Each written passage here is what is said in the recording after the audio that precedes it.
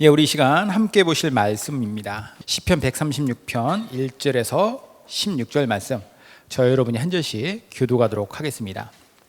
여호와께 감사하라. 그는 선하시며 그 인자하심이 영원하미로다. 신들 중에 뛰어난 하나님께 감사하라.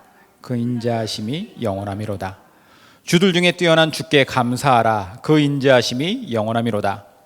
홀로 큰 기이한 일들을 행하시는 이에게 감사하라. 그 인자하심이 영원하미로다. 지혜로 하늘을 지으신 이에게 감사하라. 그 인자하심이 영원하미로다. 땅을 물 위에 펴신 이에게 감사하라. 그 인자하심이 영원하미로다. 큰 빛들을 지으신 이에게 감사하라. 그 인자하심이 영원하미로다. 해로 낮을 주관하게 하신 이에게 감사하라. 그 인자하심이 영원하미로다. 달과 별들로 밤을 주관하게 하신 이에게 감사하라. 그 인자하심이 영원하미로다. 애굽의 장자를 치신 이에게 감사하라. 그 인자하심이 영원하미로다. 이스라엘을 그들 중에서 인도하여 내신 이에게 감사하라. 그 인자하심이 영원하미로다. 강한 손과 펴신 팔로 인도하신 이에게 감사하라. 그 인자하심이 영원하미로다. 홍해를 가르신 이에게 감사하라. 그 인자하심이 영원하미로다.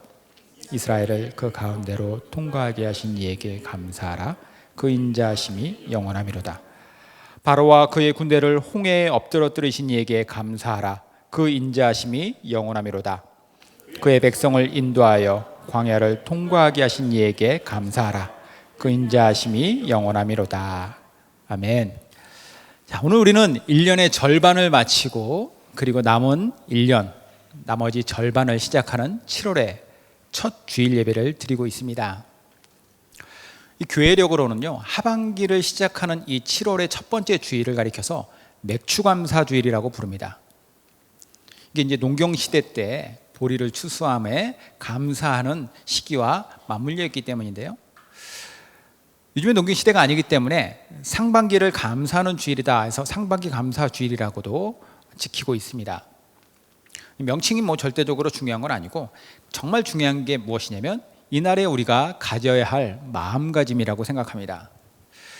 오늘 우리는 어떤 마음을 가지고 이 주일을 하나님 앞에 올려드려야 할까요? 당연히 우리는 지난 상반기 6개월을 감사하고 그리고 남은 하반기 6개월을 기대하는 마음을 가지고 하나님께 나아가야 할 것입니다. 1년이라고 하는 기간 안에 담긴 이 지난 시간에 대한 감사와 그리고 남은 시간에 대한 기대는 예수님을 믿는 우리의 인생을 그대로 보여주는 것 같습니다. 하나님께서 행하신 지나간 일들에 대한 감사, 그리고 하나님께서 행하실 앞으로 남은 삶에 대한 기대, 이게 바로 우리 예수 믿는 사람들의 인생관이어야 돼요. 지나간 것에 감사, 그리고 앞으로 다가올 것에 대한 기대. 그러므로 감사와 기대는 오늘 이 하반기를 시작하는 이 7월의 첫 주일에만 우리가 가질 마음이 아니라 정말 하나님 앞에 매 순간 기억해야 될 마음이 아닐까라는 생각을 하는데요. 제가 지난 주 중에 1세기 교회의 예배 이야기라고 하는 책을 읽었습니다. 그 책에 보니까 그 책의 내용이요, 로마 시대 때 초대교회의 주일 풍경을, 초대교회의 주일날 모여서 그들이 어떻게 했는가를 상상해서, 로버트 뱅크스라고 하는 사람이 상상해서 그 책을 썼는데 가상의 인물이 등장해요. 푸블리우스라고 하는 사람이 로마 사람이에요. 로마 시민권자인데 이 사람이 자기 친구의 초대에 의해서 브리스길라와 아굴라 부부의 집에 초대를 받습니다. 브리스길라와 아굴라 부부는 실제로 실존 인물이죠. 바울의 귀한 동역자였던 사람들인데 그 집에 가서 이런 일들이 있었다라고 하는 것을 이제 상상을 통해 가지고 물론 당연히 고증은 거쳤겠죠. 이렇게 초대교회 예배 주일이 지내졌다라고 하는 그 책의 내용이 나왔습니다. 거기에 보면은요, 이 아굴라가 그곳에 모인 여러 성도들과 함께 포도주를 같이 마시면서 그 포도주를 들고 이렇게 얘기를 해요. 우리가 마셔온 이 포도주는 식사의 한 부분이며 주 안에서 나누는 우리의 사귐에 도움이 되었습니다. 그러나 이 포도주에는 더 큰 의미가 있습니다. 예수님이 설명하신 대로 이 포도주는 예수님이 자신의 죽음을 통하여 이 사귐의 끈을 창조하신 분임을 상기시켜주기 때문입니다. 이는 또한 언젠가는 우리가 그분의 식탁에 앉아서 얼굴을 맞대고 먹으면서 함께 누릴 사귐의 약속을 보여주는 것입니다. 그러므로 이 잔을 함께 마실 때 이 둘을 우리 마음에 새기면서 감사합시다. 이미 해주신 일을 감사하면서 돌아보고 앞으로 해주실 일을 고대하면서 바라봅시다. 초대교회 예배의 핵심이 무엇이었는가를 보여주고 있죠. 감사와 기대가 있는 것입니다. 이 감사와 기대가 공존하는 곳이 바로 예배의 현장이라는 거예요. 우리 삶의 핵심이기도 하고, 그리고 오늘 우리가 드리는 이 예배의 핵심이기도 한 감사와 기대. 그러면서 오늘 우리는 하나님께 감사의 찬양을 올려드리는 시편의 노래를 하나 보려고 합니다. 이 시편 기자는 하나님께 감사할 뿐만 아니라 미래에 대한 기대를 충분히 품을 수 있음을 우리에게 알려주고 있어요. 이 시편 136편에 보면은 각 구절마다 동일한 어구가 반복됩니다. 두 가지인데, 첫 번째는 어떠한 하나님께 감사하라. 그리고 그 뒤에는 그 인자하심이 영원함이로다 라고 반복이 되고 있어요. 시인은 이 반복된 표현을 통해서 하나님께서 이미 행하신 어떤 위대한 일을 우리가 그 일로 말미암아서 지금 우리가 혜택을 받고 있는 이것에 대해서 감사합시다. 그리고 그것이 앞으로 영원히 함께할 것이기 때문에 우리는 하나님의 그 뜻 안에서 사는 기대를 가지고 삽시다 라고 하는 마음을 우리에게 전해주고 있는 것이죠. 자, 그러면 시인이 감사하고 또 기대했던 것, 그 이유는 무엇인가? 세 가지로 오늘 본문을 통해서 볼 수 있습니다. 첫 번째, 그가 품었던 감사와 기대의 이유 무엇이냐면 하나님이 가장 완벽한 분이시기 때문이다라고 얘기해요. 하나님은 가장 완벽한 분이다. 1절에 3절 보면은 여호와께 감사하라, 그는 선하시며 그 인자하심이 영원함이로다. 신들 중에 뛰어난 하나님께 감사하라, 그 인자하심이 영원함이로다. 주들 중에 뛰어난 주께 감사하라, 그 인자하심이 영원함이로다. 자, 여기 보면 1절에 매우 중요한 두 개의 단어가 나와요. 첫 번째는 하나님은 선하시다라고 했다. 선하시다. 토브라고 한다. 토브. 그리고 그 인자하심이 영원하다라고 했을 때 인자하다라고 하는 단어가 뭐냐면 헤세드라고 하는 단어입니다. 토브와 헤세드. 이게 특별히 헤세드 같은 경우는 계속 반복이 되죠. 자, 그럼 토브가 뭔가? 하나님은 선하십니다 라고 했을 때 토브. 전에도 한번 설명드렸던 것 같은데 이 토브라고 하는 단어의 뜻은 뭐냐면 완벽하다, 좋다라고 하는 뜻이에요. 그래서 이 토브의 뜻을 아주 잘 설명해 줄 수 있는 게 창세기 1장에 등장하는 것이죠. 하나님께서 천지를 창조하세요. 빛으로부터 쭉 땅과 여러 가지 물과 동물과 식물과 많은 것들을 창조하시는데, 그 창조하시면서 창조하시고 나서 하나님이 뭐라고 하시냐면 하나님이 보시기에 좋았더라.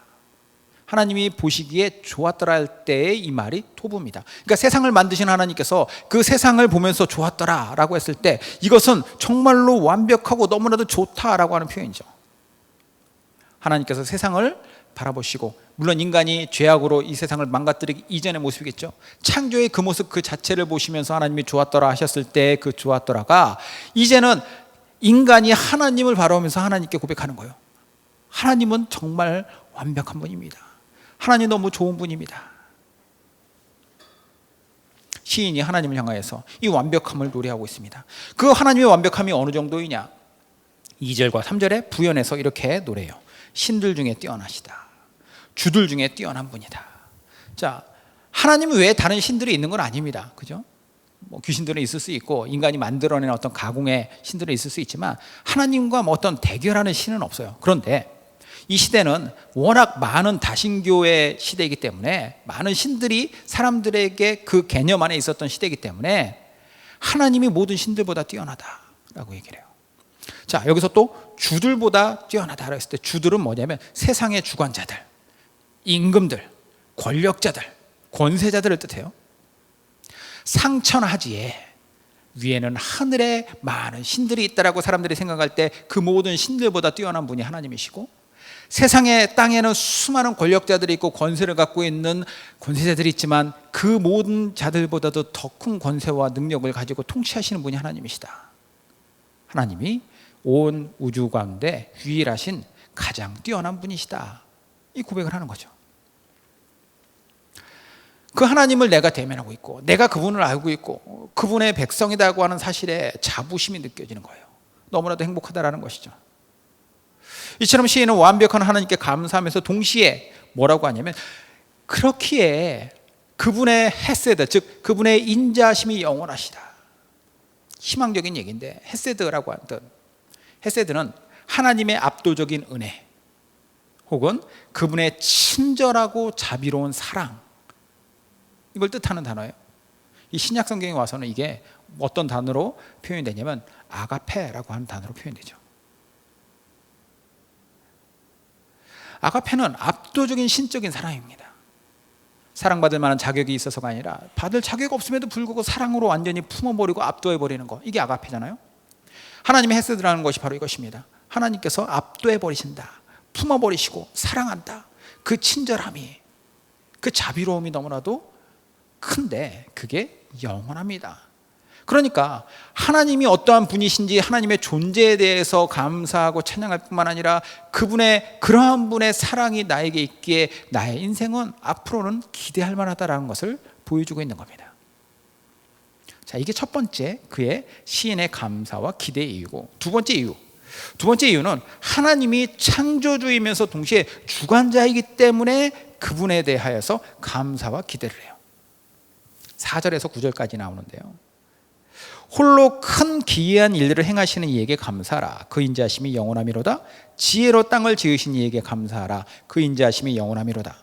땅을 물 위에 펴신 이에게 감사하라. 그 인자하심이 영원하미로다. 큰 빛들을 지으신 이에게 감사하라. 그 인자하심이 영원하미로다. 해로 낮을 주관하게 하신 이에게 감사하라. 그 인자하심이 영원하미로다. 달과 별들로 밤을 주관하게 하신 이에게 감사하라. 그 인자하심이 영원하미로다. 자, 이게 어떻게 보면 하나님의 완벽함이라고 하는 그 하나님의 존재에 의해서 나오는 모습이죠. 그분은 창조주이면서 주관자이십니다. 이걸 고백하고 있는 것인데, 시인이 이렇게 얘기해요. 홀로 큰 기이한 일을 행하신 이에게 감사하라. 이 기이하다, 놀랍다는 것이죠. 하나님은 홀로 행하셨다는 거예요. 그 일은 너무나도 크고 그 일은 너무나도 놀랍다는 거예요. 그게 무엇이냐? 하나님께서 세상을 만드신 것이다. 온 세상을 하나님의 지혜로, 능력으로 만드셨다라고 하는 것인데, 뿐만 아니라 하나님은 세상을 주관하시면서 세상의 질서를 유지하고 계신다, 붙들고 계신다라고 하는 것이에요. 시인은 단순히 세상이 우연히 만들어진 것이 아니라 하나님에 의해서 디자인되었고, 하나님에 의해서 친히 만들어졌고, 그리고 하나님에 의해서 지금 운영되고 있다. 특히 요즘같이 계절의 변화가 아주 명확하게 드러나는 시기에 너무 덥잖아요. 하나님의 솜씨를 우리는 또 볼 수 있는 겁니다. 너무 덥고 짜증나고 비가 많이 오면 습하고 힘들지만 이 안에서 하나님의 오묘하고 신비로운 능력이 보여지는 것이죠. 얼마 전까지만 해도 우리는 추위에 떨었던 것 같은데 이제는 너무나도 더운 이 시기를 맞이합니다.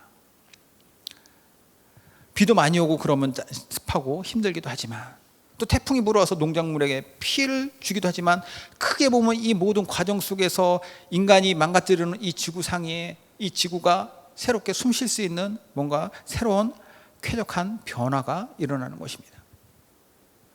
어리석은 인간들이 하나님의 뜻을 어겼지만 망가뜨려놓은 이 세상에 하나님은 하나님의 손길로서 그것들을 이제까지 그리고 앞으로도 하나님은 붙들고 계실 것이다라는 거예요. 계절의 변화뿐만 아니라 낮과 밤의 어김없는 변화도 마찬가지라고 생각합니다. 이 시인은 해로 낮을 주관하게 하시고 달과 별들로 밤을 주관하게 하셨다. 하나님께서 만드신 이 모든 자연의 법칙에 의해서 1년 365일이 낮과 밤이 계속해서 반복되면서 그러한 사이클 속에서 우리 몸은 그런 일들을 계속 겪으면서 나이가 들어가고 일생을 살아간다는 것이 놀라운 일이다라는 거예요. 하나님께서 빈틈없이 만드셨고 주관하고 계신다. 그러므로 우리는 이 일상을 누리고 있고, 그리고 누려왔고 앞으로도 누릴 것이다. 더불어서 기대되는 것이 있죠. 이 일상의 반복됨 속에서 우리는 장성해왔고 결혼하고 자녀를 낳고 또 그들의 성장을 보고 또 이후에 손주도 보게 될 것이고, 장차로는 영원한 천국의 삶이 우리에게 있을 것이라는 거예요. 이것이 하나님의 인자심의 영원하심으로 우리에게 주시는 축복입니다. 그러므로 기대할 수 있는 것이죠. 만약에 이것이 단절된다, 어느 순간에 우리가 이 세상에서의 삶이 끝나는 것과 동시에 모든 것이 다 단절되고 사라져버리고 없어진다라고 한다면, 우리에게는 우리 인생 자체가 미래가 없는 이곳에 얼마나 큰 기대를 품을 수 있겠습니까? 하지만 그 이후의 것들을 계속해서 하나님께서 약속하셨고 우리에게 이러한 영원한 축복을, 천국잔치를 기대하게 하시기에 우리는 이 땅에서도 여전히 힘든 삶이라도 그 삶을 기대 가운데 살아갈 수 있는 것이죠. 그것이 바로 초대교회 성도들 때부터 그리고 오늘날 우리들에게도 동일하게 품어지는 마음인 것입니다. 자, 마지막 세 번째, 감사와 기대의 이유가 또 이어지는데, 세 번째는 무엇이냐면 하나님이 구원자이자 인도자라고 하는 사실 앞에 그가 감사하고 기대하고 있어요. 10절에서 16절인데, 자, 여기 출애굽에 관한 이야기가 나옵니다. 애굽의 장자를 치신 이에게 감사라. 그 인자하심이 영원하미로다. 이스라엘을 그들 중에서 인도하여 내신 이에게 감사라. 그 인자하심이 영원하미로다. 강한 손과 펴신 팔로 인도하여 내신 이에게 감사하라. 그 인자하심이 영원하미로다. 홍해를 가르신 이에게 감사하라. 그 인자하심이 영원하미로다. 이스라엘을 그 가운데로 통과하신 이에게 감사하라. 그 인자하심이 영원하미로다. 바로와 그의 군대를 홍해에 엎드려뜨리신 이에게 감사하라. 그 인자하심이 영원하미로다. 그의 백성을 인도하여 광야를 통과하게 하신 이에게 감사하라. 그 인자하심이 영원하미로다. 자, 애굽의 장자를 치신 이에게 감사하라라고 되어 있는데, 애굽의 장자를 치신 것, 그러니까 이집트의 장자를 죽인 게 우리와 과연 무슨 의미가, 우리와 무슨 상관이 있는가? 우리가 성경을 볼 때는요, 항상 구약의 이스라엘 백성들을 보면서 오늘날 우리의 모습을 떠올려야 돼요. 구약의 이스라엘 백성들은 우리의 모습의 하나의 샘플이라고 보시면 됩니다. 그들의 모습 속에 우리의 모습이 담겨 있는 거예요. 이스라엘 백성들 이집트에 붙잡혀서 고된 노예살이를 하고 있었죠. 하나님은 그런 그들을 그대로 버려두실 수 없어서 그들을 구원하시기로 작정하세요. 그래서 모세를 보내시고 이 과정이 가능할 수 있도록 이집트의 그 가지고 있는 그 힘을 꺾어버리신 것이죠. 10가지 재앙이 그 땅에 내리는데 마지막 재앙이 이집트의 장자를 죽인 것이다. 자, 그러면 한 가정에 한 명만 죽은 것일 텐데 왜 그러면 그것이 큰 이유가 되느냐? 이집트 사람 다 죽인 것도 아닌데, 그죠? 이걸 장자 중심의 당시 문화로 바라봐서 해석한다면 하나님은 어떻게 하셨냐? 이집트의 미래를 아예 박살내셨다라는 거예요. 힘으로 하나님이 제압하셨다. 그 당시 가장 강한 이집트의 파라오의 힘을 하나님은 꺾어버리셨다라는 것인데요. 오늘날 우리의 관점에서 보면 우리가 노예로 살고 있는 전혀 풀어줄 리 없었던 죽음의 권세가 하나님으로 말미암아서, 하나님께서 보내신 예수 그리스도로 말미암아서 완전히 박살이 났고 우리로 하여금 살 길을 하나님께서 열어주셨다라는 거예요. 로마서에 보면은 로마서 8장에 1절과 2절에 이렇게 죄와 사망의 법에서 해방된 우리에 대해서 이렇게 얘기합니다. 그러므로 이제 그리스도 예수 안에 있는 자에게는 결코 정죄함이 없나니 이는 그리스도 예수 안에 있는 생명의 성령의 법이 죄와 사망의 법에서 너를 해방하였습니다. 죄와 사망의 법에서 해방되었다라는 것은 마치 구약 시대에 이집트에서 해방된, 출애굽된 것과 같은, 이스라엘 백성과 같은 해방이 맛받았다는 거예요. 그런데 문제가 있어요.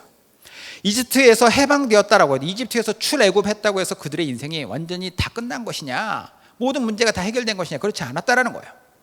여전히 문제는 남아 있습니다. 풀려난 그들이 도망가고 있을 때, 그들이 가고 있을 때, 도망 아니지만 그들이 행진하고 있을 때 그들 뒤를 쫓아왔었던 이집트 바로와 군사들이 있고, 풀려난 그들이 앞으로 가야 했던 광야길에 여러 가지 위협이 있었고, 그리고 그곳에 살던 여러 사람들, 민족들의 유혹이나 공격이 있었다라는 거예요. 이런 문제에 대해서 하나님은 어떻게 하셨다라고 성경은 얘기하느냐?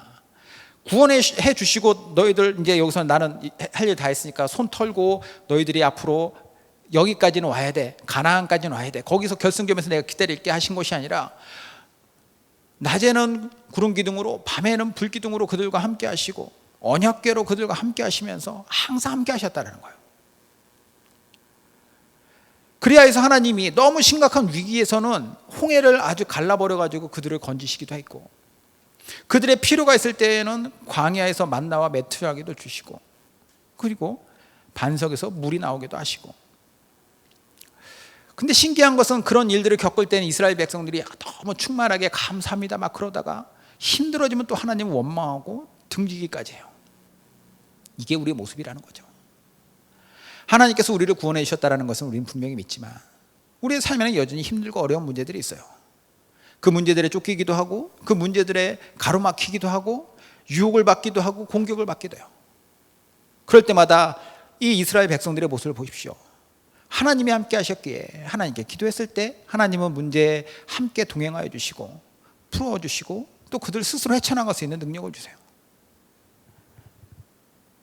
이스라엘 백성들의 모습을 보면서 우리가 얼마나 예수님 믿으면서도 제대로 살았는가, 혹은 그러면서도 어리석게 살았는가. 그런데 이스라엘 백성들을 하나님께서 어떻게 하세요? 너무 말을 안 듣고 심각할 때에는 때리기도 하시죠. 하지만 목적이 뭐냐? 벌 주는 게 목적이 아니라 그들이 다시 돌아오는 데 목적이 있었기 때문에 하나님은 끝까지 그들을 붙들고 계셨다는 거예요. 하나님 우리에게도 마찬가지라는 거죠. 끝까지 우리를 붙들고 계신다. 그런 하나님을 의지하고 나아가는 우리가 바로 하나님이 어떤 분이신지를 다시 한번 이 시인과 같이 고백할 수 있는 겁니다. 하나님 우리를 구원하셨죠. 그리고 하나님은 우리와 동행하시면서 우리를 도와주십니다. 이게 바로 하나님 앞에 감사할 수밖에 없는 이유이고, 그리고 우리의 미래에 대해서 소망으로 기대할 수밖에 없는 이유인 것이죠. 오늘 시인의 시를 보면서 우리가 우리의 삶에 대해서도 다시 한번 명확하게 이 관점으로 바라봤으면 좋겠습니다. 하나님은 어떤 분이십니까? 완벽한 분이십니다. 토부의 하나님, 완벽한 하나님께서 그 헤세드로 우리를 끝까지 붙든다고 하셨고 붙들고 계시니 우리는 감사와 기대를 품을 수밖에 없습니다. 하나님 어떤 분이십니까? 하나님은 창조주이면서 이 세상을 주관하시는 가장 위대한 주관자이십니다. 그렇기에 어떤 위기 속에서도 우리는 하나님의 그 능력을 바라보면서 기대하며 나아갈 수 있습니다. 하나님 어떤 분이십니까? 하나님 우리를 구원하셨고 뿐만 아니라 우리의 인도자가 되어주십니다.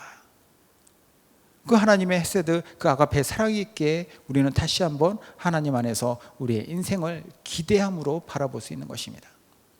이 땅에서 우리 가운데 이런 놀라운 축복 주신 것 우리가 정말 잊지 않길 바라고, 당장 눈에 보이는 것이 우리의 생각과 다르고 우리의 기대와 다르다 할지라도 그 너머에 있는 하나님의 가장 위대하시고 강한 팔을 바라보면서 의지하면서 나아가는 저 여러분 되시기를 주님의 이름으로 축원합니다.